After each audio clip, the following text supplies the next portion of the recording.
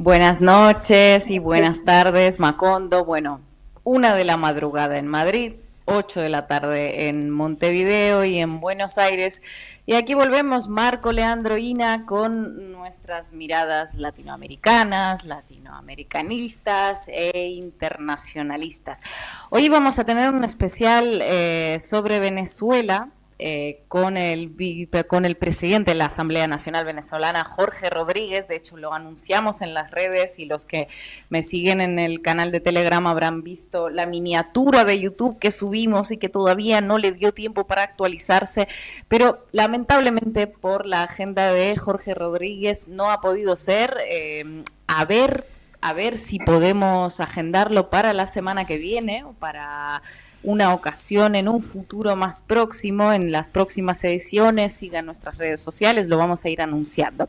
Pese a estos cambios que tuvimos que implementar en el último momento, hoy hablaremos de Venezuela, de su controversia con Guayana por el Esequibo y de los intereses extractivistas de Estados Unidos en la zona, ¿cómo no, no? ¿Qué es ese territorio? ¿Qué dicen los documentos históricos? ¿Qué fechas tenemos que tener en mente? Todo eso es lo que vamos a intentar aclarar hoy. También conectaremos con la marcha del movimiento feminista en Buenos Aires contra las derechas y hablaremos de la investigación de impeachment, moción de vacancia o moción de censura contra Joe Biden, que ordenó abrir el presidente de la Cámara de Representantes de Estados Unidos por la cultura de corrupción presuntamente arraigada en la familia del presidente de Estados Unidos. Bueno, un Macondo completito, como siempre, e interesante. Espero que también, como siempre, para todos ustedes. No se olviden de suscribirse al canal, los que no lo han hecho todavía, de ponerle un me gusta, de dejar un comentario, vayan comentando los temas en el chat. Aquí tengo el móvil delante, los voy siguiendo y vamos a arrancar ya. Buenas noches, Ina, buenas noches, Marco, buenas noches, comunidad de Macondo. Efectivamente, como contaba Ina, hoy tuvimos este inconveniente.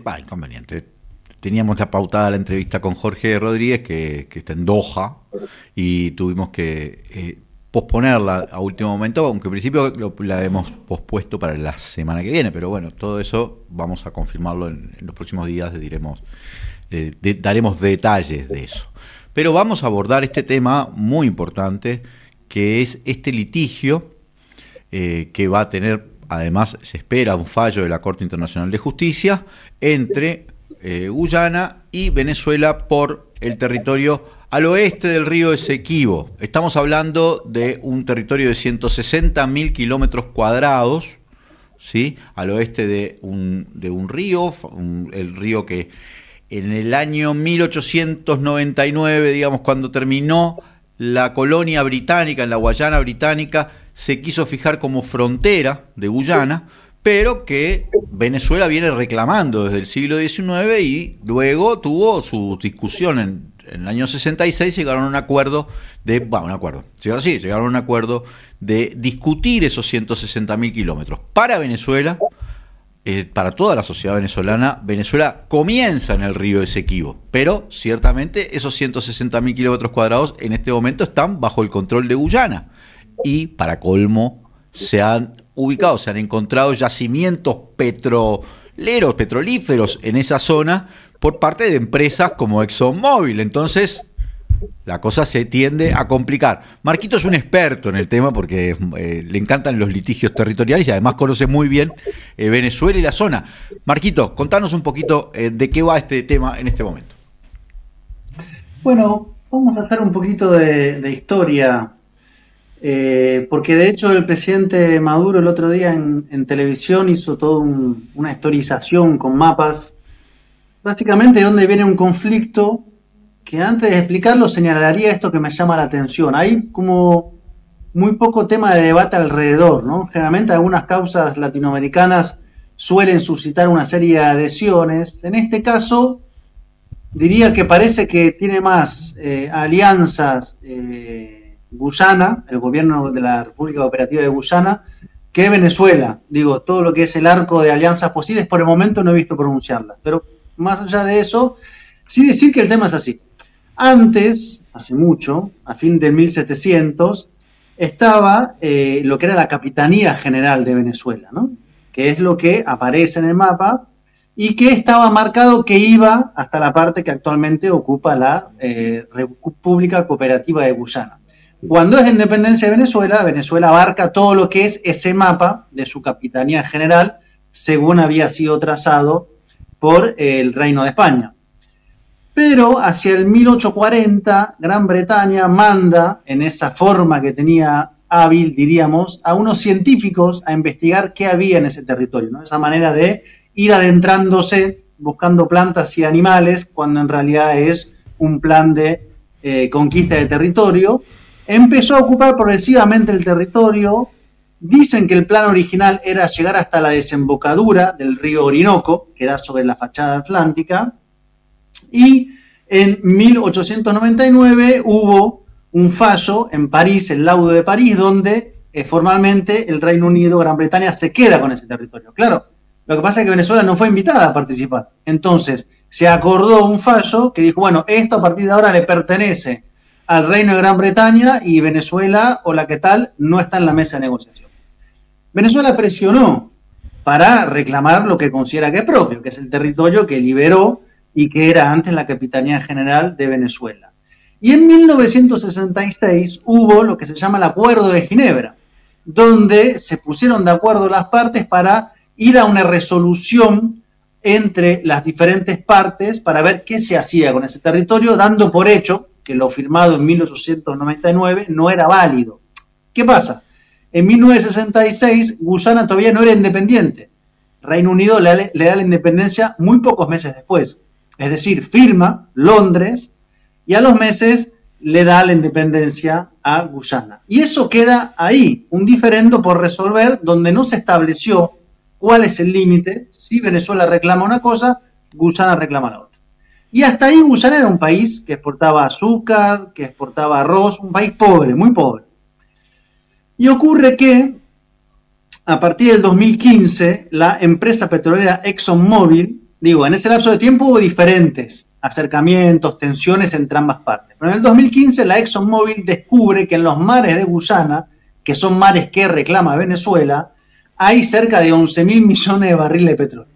Es decir, una mina de oro petrolero, para decirlo de forma muy sencilla, y empieza a instalar la maquinaria necesaria para poder empezar a extraer petróleo. ¿Qué pasa? Guyana en ese momento decide acudir a la Corte Internacional de Justicia porque le pide a la Corte que diga que sí es válido el laudo de 1899. Es decir, no reconoce que en 1966 se pusieron de acuerdo para encontrar una solución entre ambas partes con mediación de Naciones Unidas, sino que Guyana le dice a la Corte Internacional, reconozcan que nuestro territorio es el de 1899. Venezuela impugnó, dice, no, acá hay un acuerdo del 66, la Corte no tiene nada que ver. Sin embargo, la Corte dijo que sí se puede pronunciar. Entonces, en términos legales, estamos a la espera de que la Corte Internacional de Justicia diga si reconoce el laudo de 1899, es decir, que ese territorio pasaría a ser legalmente, según la Corte Internacional, territorio de Guyana, o si fuera a decir que no, cosa que yo veo improbable. Ahora, esa es la historización. Entonces, de hecho, la frase de Venezuela es: el sol de Venezuela nace en el Esequibo, o sea, en el oriente, en el río Esequibo. Lo que pasa es que del 2015 hasta la fecha, Guyana, que era un país pobre, con descendencia de gente esclavizada de África, con gente de la India, en esas mezcolanzas que hacía el Reino Unido, mezclando a Raimundo y todo el mundo, hinduistas con indios, con negros, con blancos, con ingleses, empezó a transformarse en lo que muchos dicen una suerte de meca petrolera. De tal forma que en el 2015 no producía petróleo, en el 2020 empezó a producir unos 100.000 barriles, ahora está en los 400.000 barriles y se proyecta que en el 2027 llega a 1.200.000 barriles por día.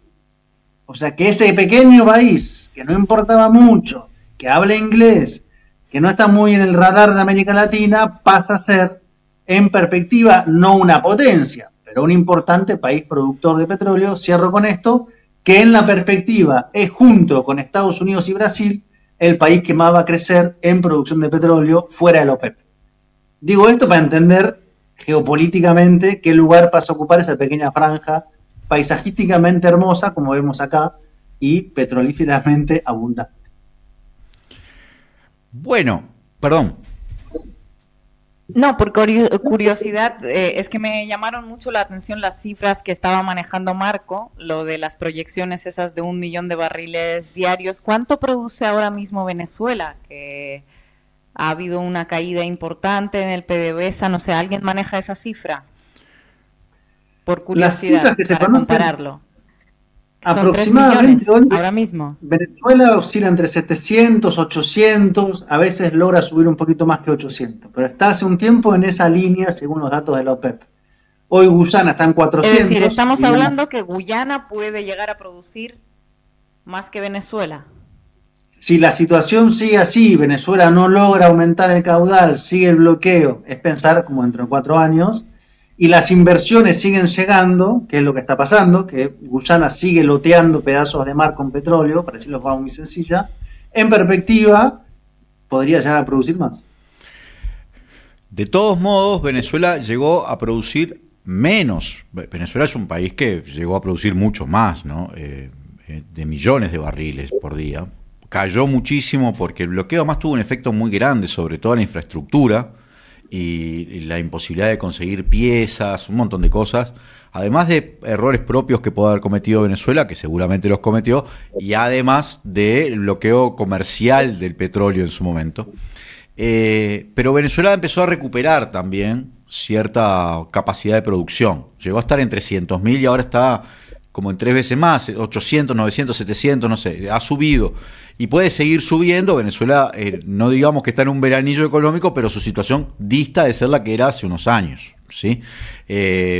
Ahora bien, hace unos días la Asamblea Nacional de Venezuela, ante una propuesta que hace el presidente de la Asamblea, Jorge Rodríguez, aprueba convocar una consulta popular, una especie de referéndum, no sé, donde y que ya el CNE va a empezar a organizar esa consulta, porque recordemos que en las conversaciones de México, hace poco, entre la oposición y Venezuela, la única cosa entre que hay acuerdo entre el gobierno de Venezuela y la oposición es el Esequibo. Es como una causa nacional en Venezuela, donde se diluyen incluso las diferencias. Puede, por supuesto, haber diferencias en toda la estrategia, todo eso no, pero no hay ningún venezolano que diga que ese territorio, el Esequibo, al oeste del río Esequibo, esos 156.000 kilómetros cuadrados, no son de Venezuela. Esto es distinto a lo que sucede en otras colonias británicas y otras situaciones políticas, pero por ejemplo en Argentina, que reclama como país las Malvinas, también colonizadas, muchas veces la derecha, una parte de la derecha argentina, se muestra como anglófila o anglofílica y trata como de renunciar a las Malvinas.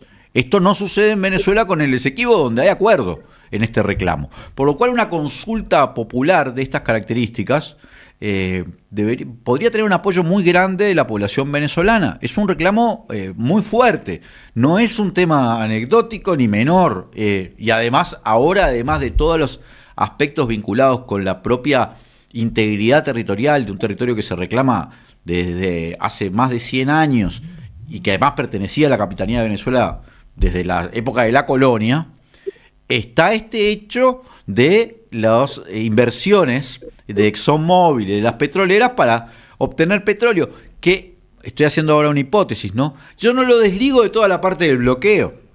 A Venezuela se lo bloqueó, se le intentó destruir su principal industria, que es el petróleo, siendo el país con mayores reservas, pero cualquiera de los técnicos, que expertos petroleros, y las empresas estas tienen expertos porque se dedican a eso, sabía que en todo ese territorio, incluyendo la Guyana, había chances de que hubiese petróleo. O sea, esto que vos estabas señalando, Ina, cómo viene creciendo lo de Guyana, a la vez que cómo taponearon a Venezuela, formó parte de una estrategia. Y los pronunciamientos que vienen ahora del Departamento de Estado, el subsecretario de Asuntos de América, Nichols, ¿no? Pronunciándose a favor de Guyana, ellos tienen derecho a hacer negocios, ese territorio, demuestra que está la cuña de los Estados Unidos ahí, como hoy titulamos en el programa. Estados Unidos está muy interesado en esto que está dirimiéndose en la Corte Internacional de Justicia, por lo cual eso cabe anticipar que la Corte no va a ser un fallo muy pro-venezolano, ni siquiera un fallo salomónico, que recupere el acuerdo del año 66, cuando no se sabía que ahí había petróleo. A mí lo que me interesa también que analicen o que analicemos es esta reciente declaración de las Fuerzas Armadas Nacionales Bolivarianas que dicen que van a defender esos 160.000 kilómetros de territorio y las denuncias de Venezuela acerca de que Estados Unidos estaría intentando crear una base militar en ese territorio. ¿Hasta qué punto esto les parece plausible, una denuncia real, o es como una posibilidad, o hay algún indicio de que lo estén haciendo? Me gustaría saber qué piensan desde ahí. Sí, yo iría primero a subrayar la importancia. Es decir, estamos hoy en un momento de grandes disputas geopolíticas donde la cuestión energética es central. La OPEP viene trabajando sobre recortes, hay una disputa por la producción de petróleo, por los precios del petróleo, por los países que están fuera de la OPEP, y acá aparece, a la vuelta de Estados Unidos, un país con unas reservas que algunos hablan hasta de 25.000 millones de barriles, donde la principal empresa que está ahí es la ExxonMobil, que es la principal empresa estadounidense. Digo, para ponerlo muy clarito, digamos. O sea, quien abrió el negocio en Guyana, quien está dominando el negocio en Guyana, es la principal empresa estadounidense. Entonces, es más que lógico que Estados Unidos vaya a defender eso, porque es de su interés tener un país, digamos, no sé si anexo, pero casi, que le pueda, digamos, producir en la medida de su necesidad. Además, el gobierno de Guyana dice, nosotros no entramos a la OPEP porque queremos producir y producir y producir, que es lo que Estados Unidos hoy necesita para abaratar precios de petróleo y quitarle margen de maniobra a Rusia y Arabia Saudita cuando bajan la producción. Entonces, ahí me parece que es lógico, digamos, que Estados Unidos pasa a respaldar a Guyana. Ya lo había hecho en el 2018 cuando la Armada Nacional Bolivariana detuvo a 2 barcos de bandera de Guyana en aguas que Venezuela dice son nuestras. En ese momento Estados Unidos intervino a favor de Guyana. Entonces, la hipótesis que la planteó Iván Gil, la denuncia en realidad, que es el canciller de Venezuela en Naciones Unidas, que ahí habría interés de abrir una base del Comando Sur, bueno, creo que hay que tomar la denuncia y ver cómo evoluciona el asunto. A todo esto, y como ya es un clásico, no solamente está aumentando la relación comercial y en todos los terrenos entre Guyana y Estados Unidos, sino que la embajadora de Estados Unidos en Guyana dijo, ojo, con la presencia de China en Guyana. Porque quien viene, evidentemente, también teniendo mucho avance, en el país es China. De hecho, estuvo el presidente Irfan en julio en China. Y Guyana fue el primer país que reconoció a China cuando se empieza a dar la disputa China-Taiwán. En el Caribe es Guyana. O sea, hay además una suerte de vínculo más histórico.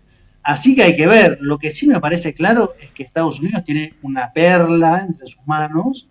Y parece un poco como las primeras épocas de cuando aparecían pozos petroleros en países con muy poca infraestructura, con muy poca espalda, ¿no? Entonces pasás de ser productor de caña de azúcar y de carnavales a tener un crecimiento de 20% del PBI anual, digamos. Es una suerte de cosa estratosférica, que no sé qué va a pasar dentro de Guyana, pero sí sé que es como una suerte como de bendición para quien controle eso. Acá hay... Perdón, Ina, ¿vas vos? Ibas a decir algo. Vas vos y tengo una última pregunta para los dos, a ver qué opinan y vamos con otro tema.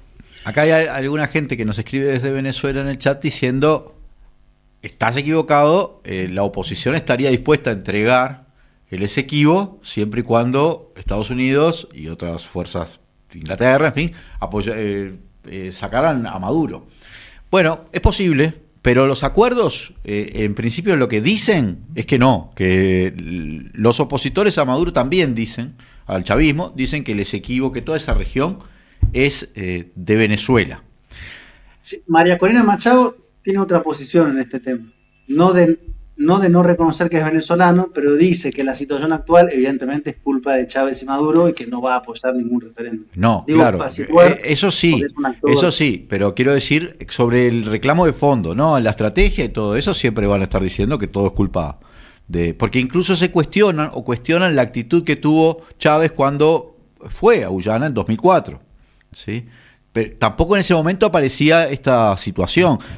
Chávez fue a Guyana. No, pero en ese momento sí que apostaron a la diplomacia, pero luego hubo un cambio de gobierno en Guyana que se ve que no siguió el mismo camino, ¿no? No, y claro, en ese momento incluso estaban discutiendo la posibilidad de integrar el ALBA. O sea, era otra la discusión y era otra la actitud, pero tampoco estaban detectados estas reservas petroleras, aunque sí había... Petrocaribe, dentro de los países que contemplaba Guyana. Nota al pie, hay un sector que sí lo acusan de haber pactado una entrega de Guyana, que es el sector de Guaidó, que tenía como embajadora en Reino Unido a Vanessa Neumann, que parte de la cláusula era, ustedes nos apoyan y nosotros de esto lo engavetamos y se acabó el debate, digamos. Nota al pie. Ahora, una última cuestión, a ver qué opinan ustedes de todo esto. A mí, yo me pregunto, la población de Guyana, de esta parte en cuestión, ¿cuánto es? De 100.000 personas aproximadamente, ¿no? Más o menos. 800. Esa población, la cultura que tiene, el idioma que habla, las tradiciones, ¿a qué está acostumbrada? Quiero decir, una cosa es hablar de un territorio de a quién le pertenece, estar discutiendo de si tiene más razón el laudo ese del finales del siglo XX o la Convención de Ginebra, ¿no? En 1966. Y otra cosa es, una vez llegado a ese acuerdo, ¿qué pasa con la población? Incluso si hay alguna solución milagrosa y pasan a formar parte de Venezuela. Son venezolanos, se sienten venezolanos. ¿Qué pasa después? Yo puedo ensayar eso es como una idea. Me interesa, es una cuestión que me interesa más allá del Esequibo. Sí, claramente. Este es un problema que se sucede en todos los territorios colonizados. ¿Qué pasa con la población de Malvinas, por ejemplo? ¿Qué pasa con las poblaciones en los territorios que están en disputa? Ahora mismo, ¿qué pasa con la población en Armenia que está siendo desplazada ahora ¿no? Me parece que lo que plantea Venezuela, por lo menos desde el año 66, ¿sí?, es la necesidad de ponerse a acordar. Acordar quiere decir hacer negociaciones. No creo que Venezuela... 125.000 personas habitan esos 660.000 kilómetros cuadrados, ¿eh? Sí. Una cifra que acabo de averiguar. En la zona del Esequibo. Línea, 125. Yo recordaba la cifra de 100.000. Ahora tengo aquí... Guyana son 800.000, ¿eh? No, pero la zona del Esequibo, dice Ina. La zona del Esequibo. Estamos hablando de la zona del Esequibo. Claro, entonces ahí Ina, ese es un problema como posterior, porque también es un problema que se da en los territorios colonizados. En los territorios colonizados las estrategias de colonización siempre son incluir población como para generar un hecho consumado e irreversible.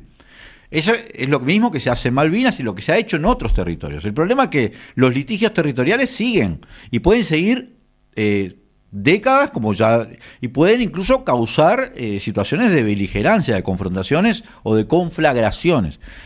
Yo creo que hay formas de solucionar este tipo de problemas cuando hay voluntad de acordar, que implica, reconocimientos parciales de muchas cosas, desde autonomías hasta de propias formas de gobierno, pero sin olvidar que el territorio es un territorio colonizado y que es un derecho inalienable de las sociedades reclamar el control de los territorios que les fueron sustraídos de manera completamente ilegal y forzosa, como se hizo en 1899 con el territorio que hasta ese momento, durante más de 2 siglos, o 2 siglos, había sido de la Capitanía de Venezuela. Venezuela no va a renunciar a ese lugar, obviamente la historia ha pasado, obviamente ahí hay población, obviamente ahí se dieron instituciones incluso, pero bueno, tiene que haber formas de negociación, formas de acuerdo que preserven o respeten los derechos de las personas, pero también los derechos de los estados a su integridad.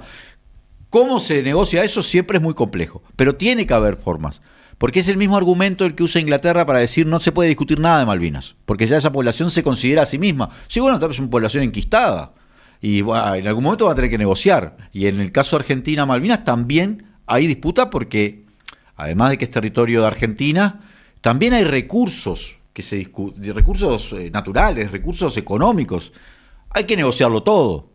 No está en la voluntad. Es un tema muy complejo. Fíjate que la semana pasada estábamos hablando de Nagorno-Karabaj y digamos que Azerbaiyán está en esa misma situación, que está reclamando los territorios que internacionalmente, sin ninguna duda, son territorios ocupados azeríes por Armenia. Entonces, por eso digo que yo entiendo que todas las situaciones son diferentes, tenemos que analizarlo, pero a mí esto de Venezuela ahora dice que van a realizar esa consulta para consultar a los venezolanos, me parece correcto y todo bien con eso, pero los 125.000 personas que viven en esa zona en disputa, ¿los vamos a consultar o cómo vamos a hacer? O simplemente asumimos que, bueno, como el territorio históricamente pertenece a ese otro país, ¿qué hacemos?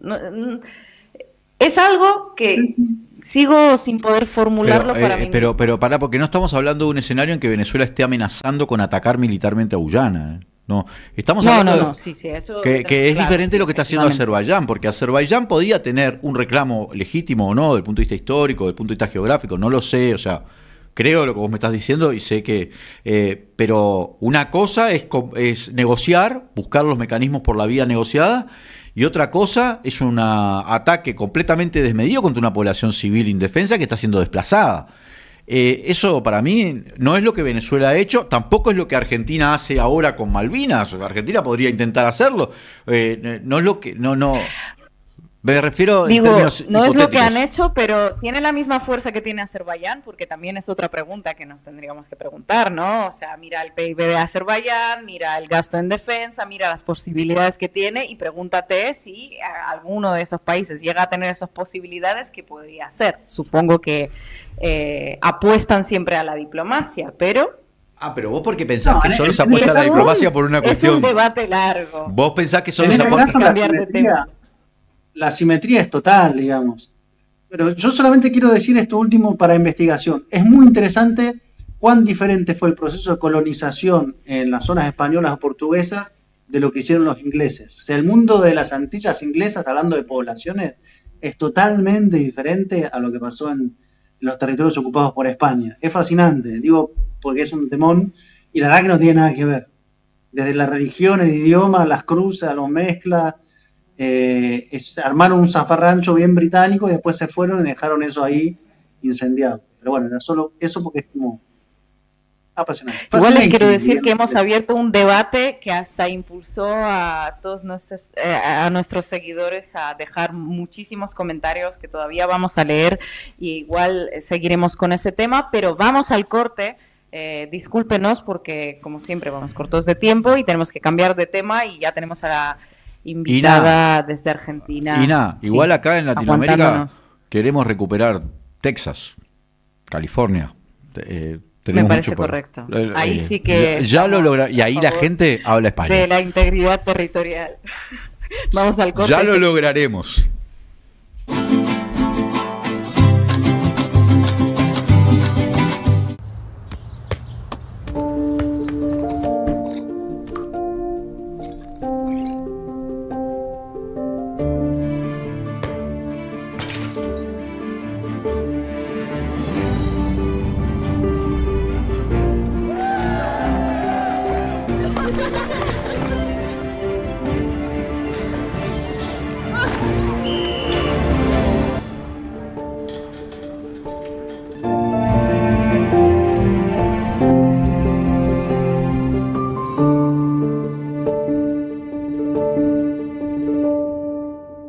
Firma Digital Habitat es una plataforma para que todos los usuarios puedan subir, firmar y enviar documentos con la misma validez que la firma presencial, garantizando que todos son quienes dicen ser. Solicitala sin costo en nuestra web e identificate por única vez en cualquiera de nuestros locales para poder firmar desde donde estés. En Habitat, hoy más que nunca, te hacemos la vida más fácil.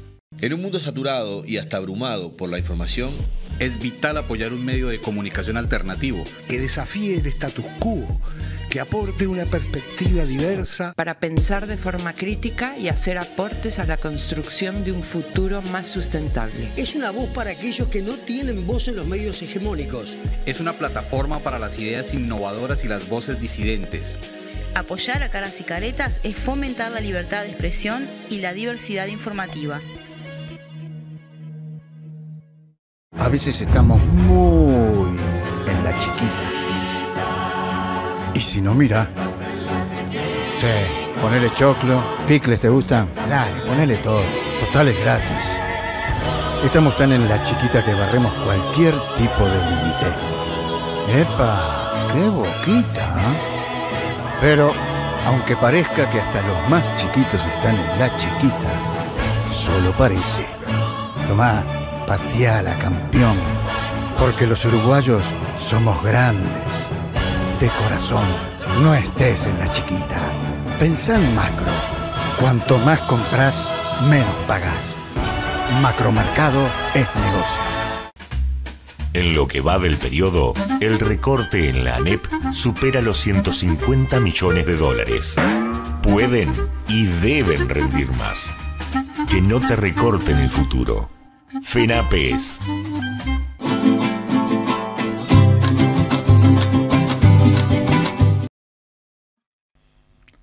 Bueno, volvemos con Macondo, luego este contrapunto sobre límites y territorios conquistados, que la gente estaba muy participativa, por cierto, había bastantes mensajes, algunos creo que valía la pena leerlo después si quieren, podemos comentar. Después leemos y contesto algunos, ¿eh? Ah, ya estás para ponerte con el contrapunto con toda la gente. Ina, Marco, tenemos que abordar un segundo tema que, a ver, en el orden que nos quedó, es la movilización. Movilización. Que estuviste, Marco, en Argentina, una movilización de los colectivos feministas que advierten contra Javier Milei y su prédica antiderechos. ¿Cómo estuvo esa movilización? ¿Participaste, Marquito?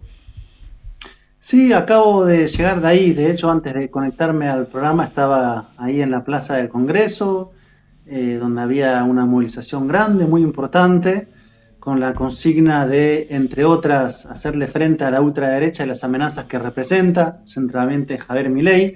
Pero bueno, para no contarlo yo, tenemos a una entrevistada de lujo que conoce por dentro el movimiento, por dentro la situación política de Argentina, que es Verónica Gago, que es politóloga, que es parte del movimiento de Ni Una Menos y que está acá con nosotros en Macondo. Muchas gracias, Verónica, por estar. Empezar preguntándote cómo nació esta convocatoria en este contexto argentino y qué es lo que se expresó ahí en las calles de Buenos Aires en este 28 de septiembre. Está silenciada, Verónica. Estás.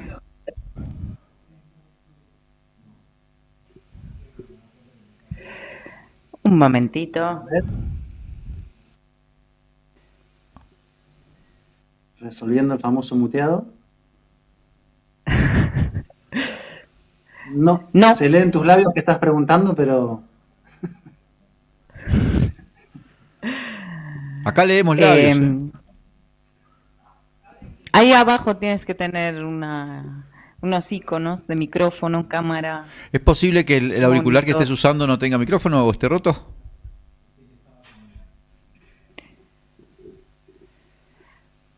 Algunas. No se te escucha. Creo que dijiste eso. Bueno, mientras va resolviendo. Verónica, mientras va resolviendo. Este tema es interesante, Marco, en muchos puntos de vista. Recuerdo, hoy te comentaba antes del programa, que cuando era la elección en Brasil entre que competían Jair Bolsonaro y Fernando Haddad, Lula estaba preso, también los colectivos feministas hicieron una movilización gigantesca en aquel momento que se llamó El Henao, o sea, el no diciendo, realmente la prédica misógina, homofóbica, de todo de Jair Bolsonaro era tremendo, y además Jair Bolsonaro venía en ese momento con el apoyo de todo el movimiento evangélico más conservador, ¿verdad? O sea, me recuerdo como antecedente esto, no digo que esta movilización tenga ni las mismas dimensiones ni la misma intención, pero claramente hay una parte del discurso o una parte programática o vertebral de Javier Milei que es la prédica contra los derechos que han adquirido en esa nueva agenda que se impulsó en Argentina y en muchos países en los últimos años, sobre todo los colectivos feministas, los LGBT, así, todos esos avances que ha habido en derechos. Bueno, Javier Milei permanentemente y sus allegados están tirando contra eso, ¿sí? Lo consideran van por un nicho conservador o un conservadurismo social que lamentablemente tiene también presencia en los jóvenes. Hace unos años no la tenía y hoy sí la tiene. Creo que también en España se ha dado un fenómeno de este tipo, por lo menos el discurso de Vox y las organizaciones de la derecha, por ejemplo, hacían campaña contra el gobierno de la coalición entre PSOE y Podemos, muy concentrados contra Irene, contra el Ministerio de Igualdad, contra todo el Ministerio de la Mujer, contra las políticas de inclusión que tanto habían avanzado en España. O sea que esta característica de Milei no es novedosa, es parte de esta nueva derecha o ultraderecha que está haciendo estragos en el mundo. Por lo cual la respuesta organizada de los colectivos feministas parece como muy ajustada a lo que está sucediendo. Ahora sí tenés audio, Verónica. A ver si me escuchan. Perfecto. ¿Me escuchan? Perfectamente, Verónica. Gracias. Bueno, muchas gracias por la invitación a conversar. Les decía que nos cruzamos con Marco hace un ratito en la manifestación. Y vos, Marco, preguntabas cómo inició este proceso, digamos, que desembocó en la movilización de esta tarde. Y fue, me parece, una sensación común y compartida después del resultado de las primarias en Argentina a mediados de agosto, de decir, pensar, algo hay que activar, y es algo que se fue confirmando a medida que el discurso de Milei tomaba como blanco de ataque al movimiento feminista, al derecho al aborto, a la educación sexual integral, es decir, que hay un mensaje directo, dirigido, y por lo tanto hemos recogido un poco esa interpelación en el discurso colectivo que se leyó hoy, pero también en la voluntad de movilizar y de mostrar en la calle algo que el movimiento feminista en Argentina viene haciendo en los últimos años, que es disputar derechos, disputar reconocimiento, plantear una intervención concreta en la agenda de coyuntura política. Porque el acto de hoy fue reivindicando el derecho al aborto, a la educación sexual integral, pero también discutiendo la precariedad laboral, discutiendo por qué es necesario más recursos para la educación y la salud pública.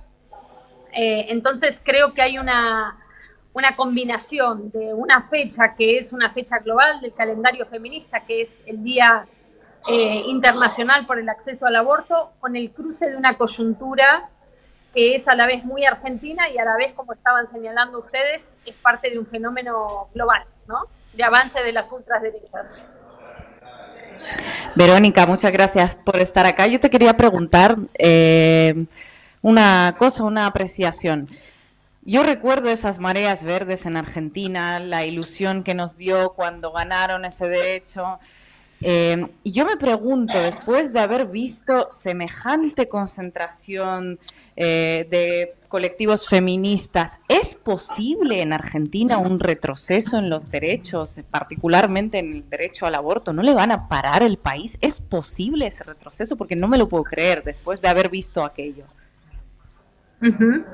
Bueno, yo tengo la misma sensación que vos, no lo puedo creer, pero a la vez sabemos por cuestiones históricas que nunca nos podemos confiar en que los derechos ganados son inmutables, ¿no? Entonces yo creo que sobre todo el discurso de Milei es una bravuconada, ¿no? Voy a derogar el derecho al aborto, lo cual hasta a nivel procedimental no sería así, necesitaría, llamar a una discusión en el Parlamento. pero lo que habilita es una puesta en cuestionamiento de ese derecho. Y creo que algo que hoy nos preocupa es que este discurso de radicalidad de ultraderecha ya está teniendo efectos hoy. Por ejemplo, están siendo atacadas en la calle personas bajo el grito homófobo contra homosexuales, por ejemplo. Están siendo intervenidas ciertas escuelas repudiando la educación sexual integral. Es decir, que no tenemos que esperar hasta las elecciones para ver cómo se está efectivizando este discurso de odio. Y eso me parece que es algo que nos preocupa y a eso le llamamos estado de alerta colectiva. No solo es anticiparnos a lo que puede venir y que ojalá no venga, estamos haciendo todo para nutrir esa campaña contra la ultraderecha, pero también me parece que es importante notar que los efectos, lo que habilita el resultado de las primarias, ya se está sintiendo. Verónica, además de las causas que puede haber profundas en la precariedad económica que ha vivido la sociedad argentina en los últimos años, que explican eventualmente una bronca, una frustración y que quizá fundamenten, más allá de ideologías, que haya gente mucha que esté buscando una opción que sea romper todo, sea cual sea el costo.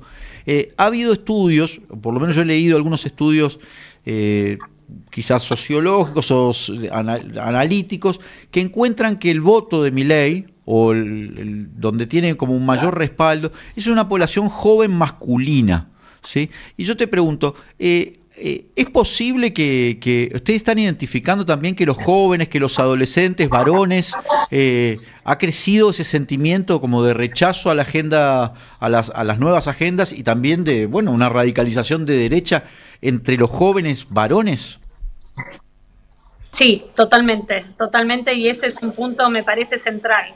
Primero, ¿qué nivel de frustración, de enojo, de, entre comillas, revancha, ¿no?, están sintiendo muchos varones jóvenes que se han visto interpelados, cuestionados por la sensibilidad feminista que se ha instalado en nuestro país de modo muy contundente, ¿no?, y especialmente entre las generaciones más jóvenes, y que ante el cuestionamiento o la puesta en duda, digamos, de marcos de masculinidad consagrados, conquistados en base a privilegios, no saben cómo tramitar su masculinidad, ¿no? Y ese es un problema del cual yo creo que también el movimiento feminista tenemos que hacernos cargo.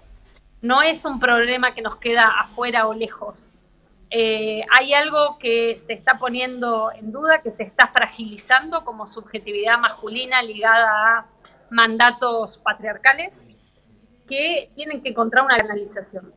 Y me parece que ahí hay una disputa muy concreta, porque Milei lo que está ofreciendo es una vía de reposición de una autoridad masculina en el sentido más machista, más patriarcal, autoritario y clásico, ¿no? Él está diciendo, bueno, no nos pueden cuestionar nuestros privilegios como machos, no nos pueden cuestionar que hablemos gritando, no nos pueden cuestionar que querramos cosas que siempre hicimos. Y de hecho lo que pasó en estas últimas semanas, por ejemplo, es que se viralizan videos de jóvenes, votantes de Milei, muy jóvenes, casi adolescentes, diciendo nos reivindicamos varones a mucha honra, ¿no? Reivindicando una posición, podríamos decir, clásica, patriarcal, machista, que yo creo que se ve cuestionada y no tiene otra manera de tramitar esa fragilidad que volcándose a estas promesas de reestabilización, porque lo que está haciendo Milei es una promesa de reestabilización de tipo machista patriarcal.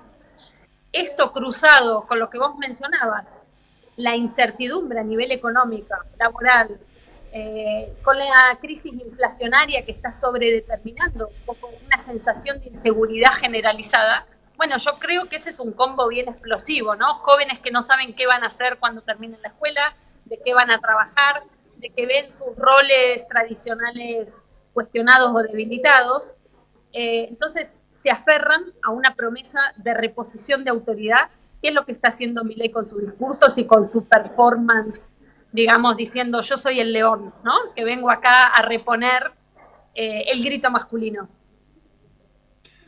Ahora, Verónica, en este debate está mucho centrado en la figura de Milei, evidentemente, porque es, digamos, lo que más ha venido a ser disruptivo, pero también está la figura de Patricia Bullrich, que está en una suerte de competencia por ocupar ese carril cada vez más a la derecha. ¿La sitúan en un registro parecido en cuanto a las amenazas que traería un eventual mandato de ella? Cuando se habla de esta amenaza, la derecha, ultraderecha, ¿son ambos personajes? ¿Ven una diferencia central? ¿No? ¿Cómo la sitúan en ese mapa? Sí, son ambos personajes, claramente. De todas maneras, algo de su discurso parece diluido al lado, ¿no?, de la radicalidad de Milei, que parece muy atractiva. Pero bueno, tenemos la experiencia de Patricia Bullrich como ministra del Interior en el gobierno anterior de Mauricio Macri, ¿no?, protagonizando operaciones represivas como la que terminó con el asesinato de Santiago Maldonado en la Patagonia de la Argentina. Y ella está una y otra vez, haciendo un discurso del orden en particular represivo, pero, por ejemplo, ante cuestiones como el aborto, ella prefiere no pronunciarse de manera tan directa y literal como lo está haciendo Milei. Pero, por supuesto que nuestra manifestación está en contra de las derechas y las ultraderechas. Ahí reconocemos, un patrón común. Y además, como les decía, Patricia Bullrich es del gobierno de Mauricio Macri, el cual fue el gobierno al que nosotras desde el movimiento feminista enfrentamos desde el primer momento, ¿no? Si hay algo que se fortalece en Argentina durante el gobierno de Macri contra sus dinámicas represivas, de toma de deuda, etcétera, es el movimiento feminista. El primer paro a Macri se lo hacemos las mujeres, ¿no? Ese fue como un parteaguas a nivel del movimiento feminista. Entonces, claramente agrupamos ahí la amenaza tanto de la derecha como de la ultraderecha, solo que la provocación de Milei está mucho más directa y dirigida, ¿no? Verónica, una última por mi parte. La movilización también es por la educación sexual integral, que en cualquier país, cuando intentan introducirla en la escuela, es tachada de ideología de género, adoctrinamiento de nuestros muchachos, para que no quieran tener familia patriarcal como Dios manda. ¿Nos podrías explicar, o sea, dar, no sé, 3, 4 herramientas claves de por qué es importante la educación sexual integral y por qué la salieron a defender hoy? Bueno, te cuento una de las consignas con las que hemos hecho campaña a partir de las asambleas, que es: gracias a la educación sexual integral, el 80% de los abusos contra jóvenes, adolescentes y niñeces pudieron ser denunciados. Es decir, experiencias de niños, niñas, niñes y adolescentes en la escuela que gracias a tener clases de educación sexual integral se animan, encuentran las herramientas para denunciar abusos intrafamiliares, ¿no? Ese es un punto clave, y de hecho la dinámica de movilización, todas las organizaciones que están contra el abuso sexual infantil, contra la complicidad judicial que ampara esos abusos, es fundamental. Después implica la posibilidad de reconocer en términos de identidades de género, ¿no?, otros modos de existencia, la posibilidad de no ser violentada en términos de identidad desde la infancia y desde la niñez. Y además implica poner la cuestión, de la educación también en el plano del deseo, lo cual es algo que ha sido históricamente reprimido bajo un modelo patriarcal. Entonces, es una herramienta también de importancia fundamental, creo, en lo que llamamos democratización de la educación, en la posibilidad de abrir otro tipo de conversaciones y otro tipo de formación desde las infancias, y me parece una herramienta clave, como les decía, para las infancias y las adolescencias contra abusos en los distintos ámbitos, pero especialmente abusos intrafamiliares. Y esto que vos marcás de la ideología de género creo que es clave, ¿no? En toda América Latina hemos visto crecer un movimiento reaccionario bajo la fórmula o el lema "con mis hijos no te metas", que es una manera también de preservar estos ámbitos familiares como ámbitos de impunidad cuando se cometen abusos. Entonces, la cuestión de la educación sexual integral es para nosotros una cuestión clave. Verónica, también mi última pregunta, además creo que ya vamos a estar cerrando, pero vos planteabas, muchos jóvenes, varones, se han sentido interpelados o en fin, se han sentido cuestionados en sus privilegios o en lo que históricamente han sido sus privilegios y tienen esta respuesta de algún modo medio brutal, ¿no? Pero también en el campo nacional y popular he visto yo militantes feministas o mujeres, incluso no solo en Argentina, campo nacional y popular, me refiero a los campos progresistas en el continente y también en Europa, que dicen, bueno, gobiernos como el de Alberto Fernández priorizaron esta agenda por sobre la agenda económica y los resultados económicos son muy malos y entonces una respuesta es decir, che, te equivocaste de agenda o no sé si me entendés lo que estoy planteando, pero ¿qué lectura hacen en ese sentido? Tal vez hubo en el gobierno de Alberto Fernández una suerte de sustitución de una agenda por otra y no una complementación como más holística, digamos, no sé, que más total, digamos. No sé si me logré expresar con claridad, pero te pregunto por ahí. Te entiendo completamente. Yo creo que ese es un argumento bastante falaz, ¿no? que ha circulado, como si una agenda reemplazara lo otro, como si el gobierno al ocuparse, por ejemplo, del derecho al aborto estuviese dejando de lado otras agendas. Me parece que lo interesante fue, primero, que el derecho al aborto fue una lucha histórica del movimiento feminista. Y por otro lado, que estamos en el caso de Argentina, aunque no solo de Argentina, pero hablando desde aquí, de un movimiento feminista que no deja de conectar las cuestiones económicas, las cuestiones del reconocimiento del trabajo, las cuestiones sindicales, con los derechos sexuales y reproductivos, con las luchas identitarias clásicas. Es decir, por parte del propio movimiento no hay esa distinción entre luchas por los derechos sexuales y reproductivos, por las luchas identitarias y las luchas económicas, las luchas de redistribución, las luchas que tienen que ver con, por ejemplo, el mundo del trabajo. Y eso se vio muy fuerte, por ejemplo, en la pandemia, donde el trabajo de las mujeres frente a los barrios a la hora de hacerse cargo de la emergencia sanitaria, poniendo un montón de trabajo gratuito, lo que se llamó en su momento trabajo esencial, como un elemento fundamental para atravesar ese momento crítico, y al mismo tiempo seguir reclamando el derecho al aborto, muestra que por parte del movimiento feminista esas dinámicas van juntas, ¿no? A mí me parece que eso es importante, es un movimiento que es a la vez de corte clasista, que es a la vez antirracista y que plantea cuestiones que tienen que ver con el género y los derechos sexuales y reproductivos de manera, bueno, con esta palabra que ahora se usa, interseccional, pero yo diría de manera transversal, ¿no? Porque cuando estamos diciendo cuáles son los derechos que faltan, estamos hablando de cuestiones de trabajo, de cuestiones económicas, de ingresos y también de cuestiones sexuales reproductivas. Yo creo que hay un argumento bastante engañoso, ¿no?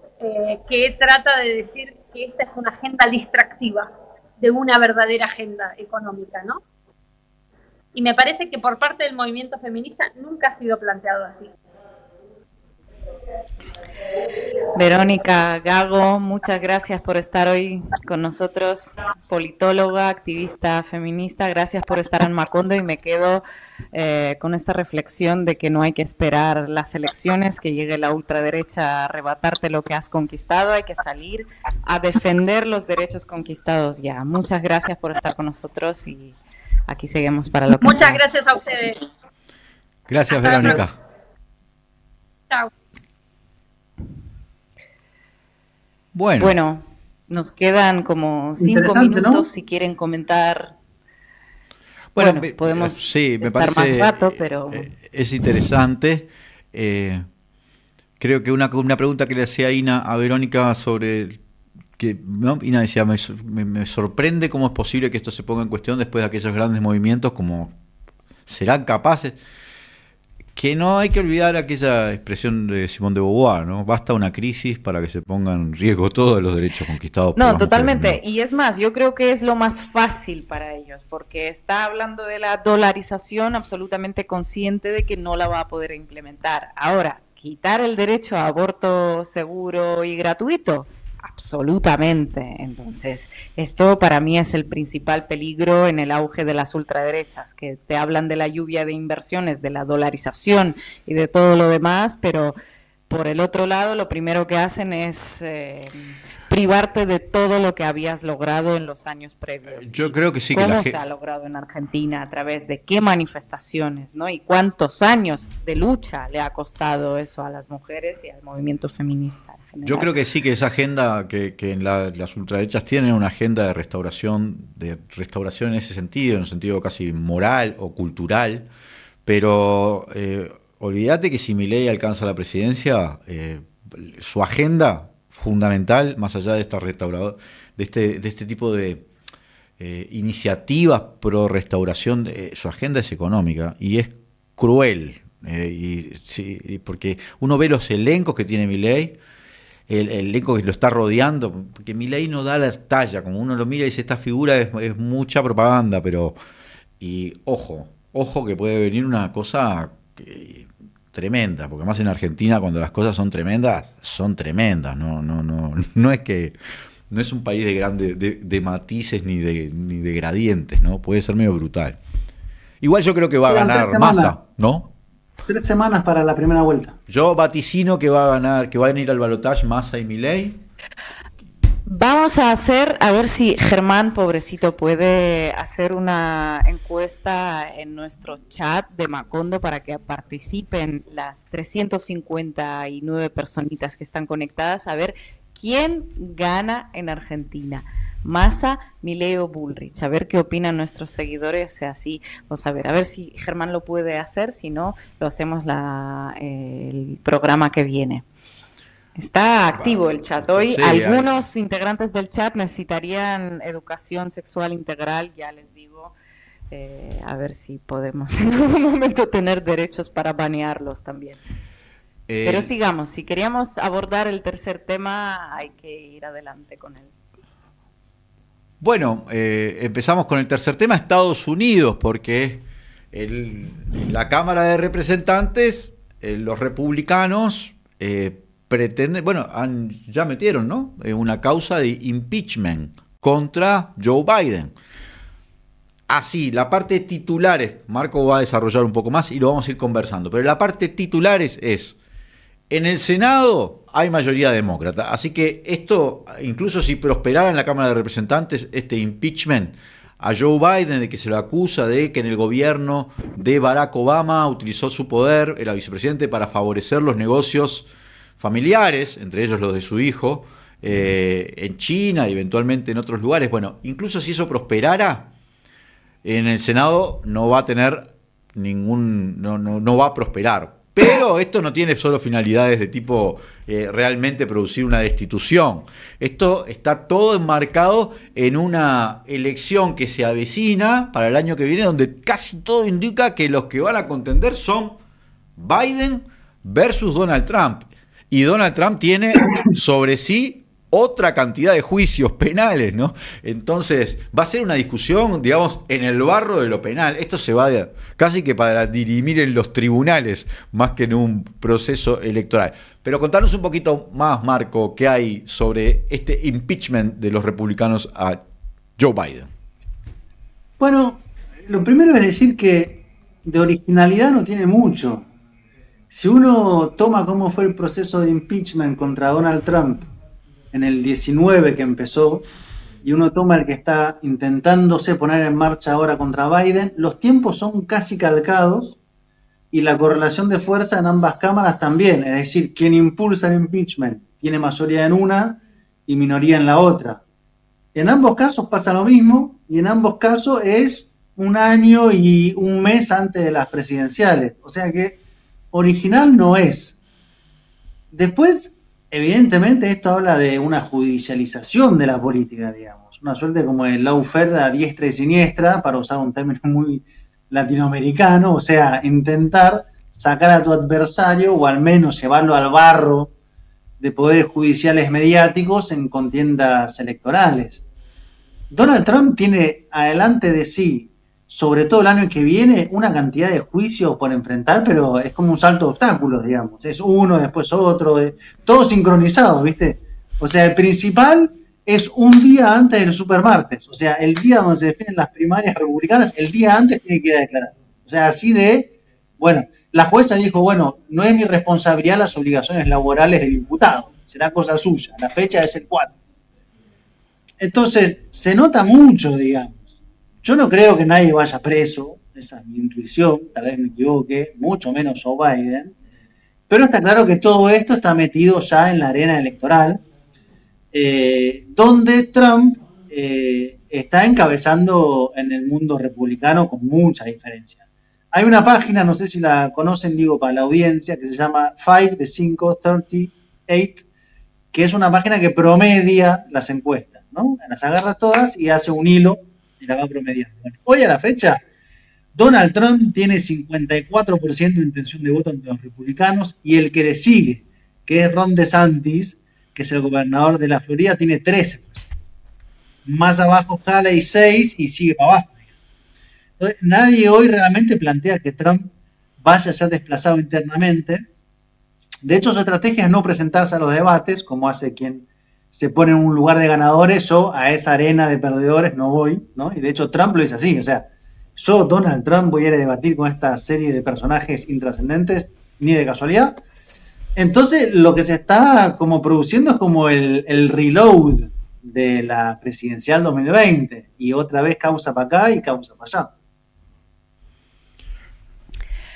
Yo estoy segura de que esto no va a ir mucho más adelante, que entre cosas los republicanos están ahí en minoría, no van a poder sacar adelante esta investigación, ni mucho menos claro, el time muy oportuno y llega en un momento en que estamos en plena campaña electoral.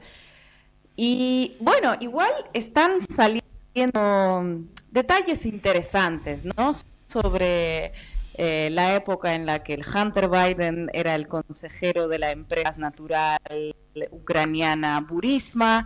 Hay unos audios que han salido a flote en el que Joe Biden, siendo vicepresidente de Estados Unidos, habla con el entonces presidente ucraniano Petro Poroshenko y lo fuerza a que dimita básicamente el ucraniano Víctor Shokin, creo que se llamaba, Shokin era el apellido, no me acuerdo del nombre, porque ese señor llevaba a cabo una investigación contra la empresa en la que trabajaba el hijo de Joe Biden. Joe Biden ha dicho esa renuncia de ese fiscal estaba dentro de los intereses, correspondía a los intereses de Estados Unidos, pero claro, aquí habría que preguntarnos si correspondía a los intereses de Estados Unidos o correspondía a los intereses de la familia Biden. Entonces, todo este tipo de detallitos que van a salir a lo largo de la campaña, pues pueden finalmente favorecer a los ganos de cara a las elecciones, que creo que es el objetivo principal, ¿no? Y también es interesante que todo esto esté viendo y tenga vídeos y de la información gire también alrededor de Ucrania, ¿no? Cuando los republicanos menos por lo verbalmente están cuestionando esas ayudas de Estados Unidos a Ucrania, exorbitantes, ¿no? Que parece ser que al menos dentro de Rusia estas esperan que esto no se vaya a realizar en los mismos volúmenes en los que si llegan los republicanos al poder. Entonces, bueno, hay muchas cosas que reflexionar ahí. Y creo que hay otro detalle que nos falta por mencionar, que es el reciente artículo de Seymour Hersh, ya que estamos hablando de Ucrania, de Estados Unidos y todos los que publicó, justo se cumple un año desde el viaje de los gasoductos Nord Stream 1 y 2, que no sé si lo han leído. Hay nuevas pruebas, Ina. No quiero decir nada porque después me decís, son todas afirmaciones de... Para mí, Hersh es uno de los mejores periodistas del mundo en estas cosas, ¿no? Pero es verdad que al principio eran fuentes. Pero nadie nos ha dado más información interesante que Seymour Hersh. O sea, están realizándose paralelamente las investigaciones de Alemania, Dinamarca y Suecia, y las filtraciones que sacan los grandes medios occidentales que excluyen a Estados Unidos de esa ecuación apuntan, pero apuntan a una historia de hadas, de un barco de 6 ucranianos que bajó 80 metros al fondo marino del mar, hilado por la OTAN, y hizo explotar esa infraestructura millonaria. No sé, yo entre estas dos versiones, si me preguntas cuál es más plausible conociendo ciertos antecedentes históricos, pues te diría que la de Seymour Hersh, aunque bueno, se sigue basando sus informaciones en una fuente anónima. Pero yo bueno, le creo a que Seymour Hersh, sí. Ya te lo dije hace como un año cuando hablamos de este tema. Pero además... Estamos para otra encuesta, ¿no? La historia, esas historias como medias románticas del error y los poetas ucranianos en su barco, estos errores que cometen, ya que estamos en esto de hablar del mundo OTAN, por ejemplo, el error que cometieron en el Congreso canadiense, haciendo un homenaje con aplausos a un soldado, a un nazi, ¿no? Que ahora le está costando el cargo al jefe de la Cámara de Diputados. Pero déjame volver un poquito al tema este del impeachment, porque esto también es como una historia que es como una novela. Hunter Biden, hijo de Joe Biden, según relata él, en la demanda que hace contra Rudolph Giuliani, ex alcalde de Nueva York, y al que acusan además de haber armado toda esta causa contra Joe Biden, bueno, él perdió en una tienda de reparación. Miren lo que dice Hunter Biden. Yo una vez estaba muy angustiado, alcohólico, por la muerte de mi hermano en el año 2020, y dejé un portátil, una computadora, una notebook, en una tienda de reparaciones en Delaware.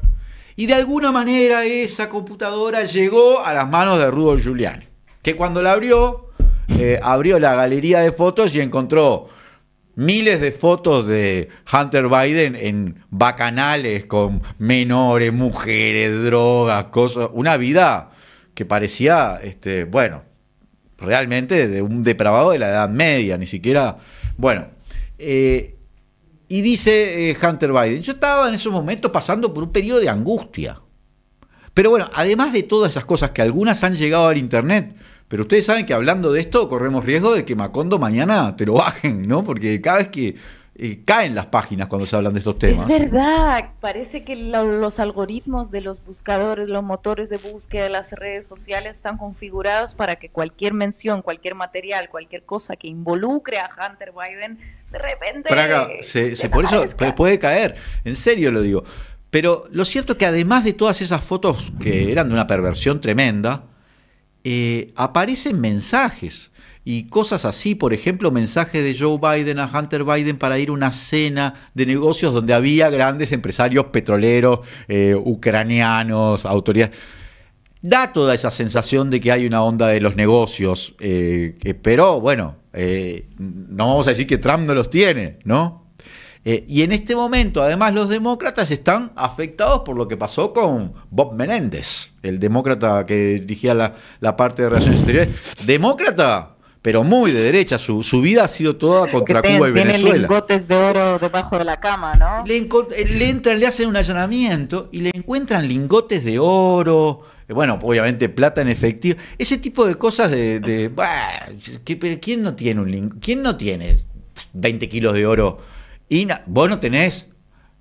Marquito, mirá, yo estaba, cuando hablábamos hoy de Guyana, pensaba, Guyana Esequibo tiene petróleo. Creo que ya a esta altura el único país de Sudamérica que no tiene petróleo, que no encuentran una gota de petróleo, es Uruguay. Pero después pensé, no, Paraguay tampoco. Pero la verdad que estamos últimos. Tampoco tiene agua, ¿no? No, ya tenemos agua y de buena calidad, La mejor agua del mundo proviene de estas tierras. Lo que pasa que, bueno, vino un poquito de sal. Te pusiste a la defensiva, Leandro, con el agüita. Qué cosa. Fueron días duros. Tomar el mate salado.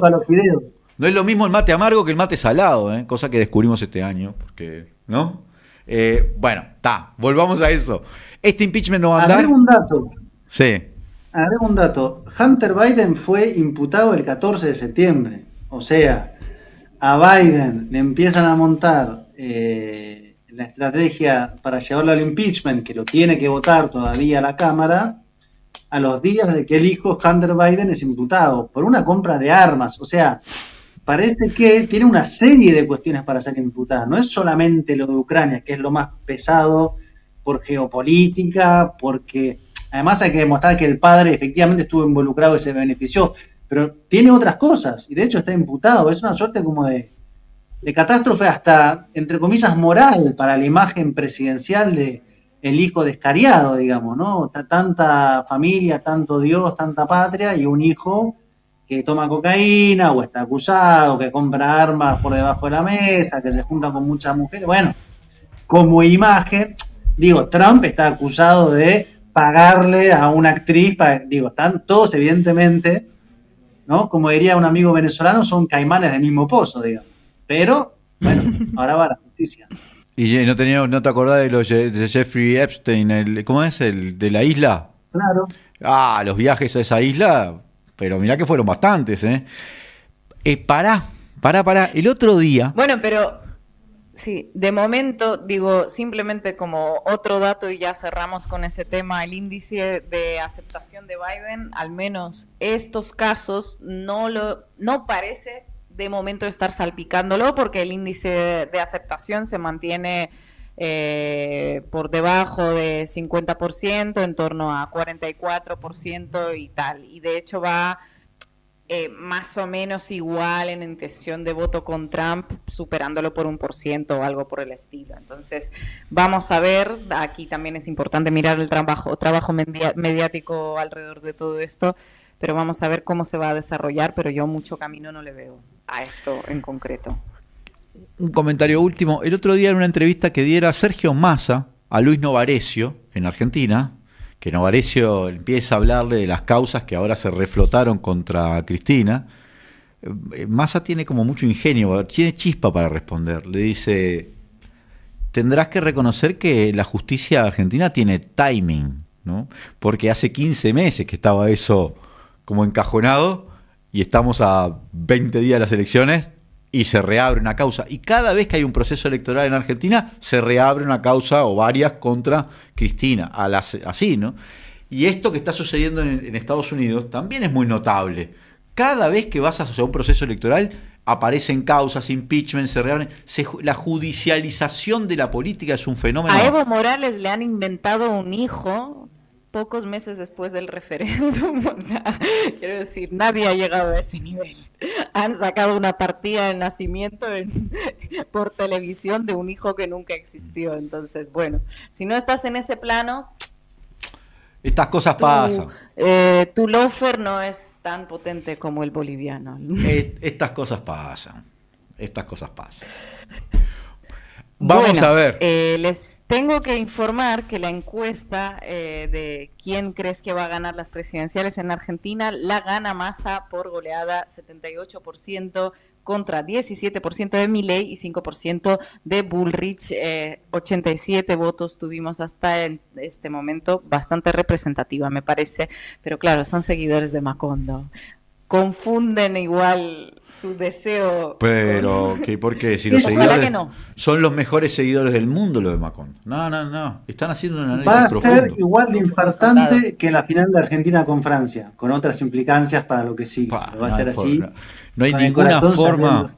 Querida Ina Finogénova. Somos campeones del mundo, hay que recordarlo. De hecho, estos días se cumplen, cada mes hay aniversario de los goles que metimos en el Mundial y pues nos ponemos felices. Son nuestras pequeñas felicidades en medio de la tragedia, digamos, ¿no? Ina, cada uno se alegra con la gloria que tuvo. Quiero decirte algo, Ina, que quizá no lo sepas porque desde allá de Rusia tal vez no se ve. Pero no hay forma de que un argentino esté en un programa sin que termine hablando de su Copa del Mundo. Y Marquito no pudo evitarlo. Es así. ¿Qué mirá, bobo? Anda para allá. Bueno, hemos llegado al final de Macondo en esta jornada. Apróntense para la semana que viene a todo el público de Macondo porque creo que vamos a tener un programón, pero iremos adelantando en los próximos días en las redes de qué estoy hablando. Nos vemos el jueves que viene.